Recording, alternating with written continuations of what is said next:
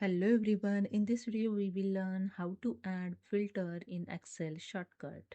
So let's start. This is my Excel and here you can see I have a simple data and simply select the heading. You can select the one cell only.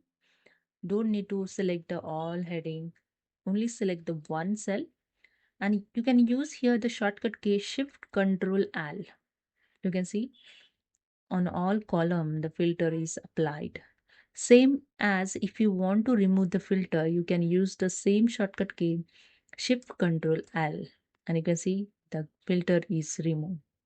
Okay, when you add the filter, Shift Control L, just click on this arrow and you can easily filter any amount. And suppose I want to filter some products, so I just click on the deselect this select all option and I select here the particular product and click on OK to filter it.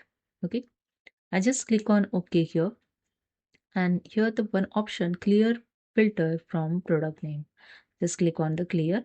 Again click on this drop down arrow.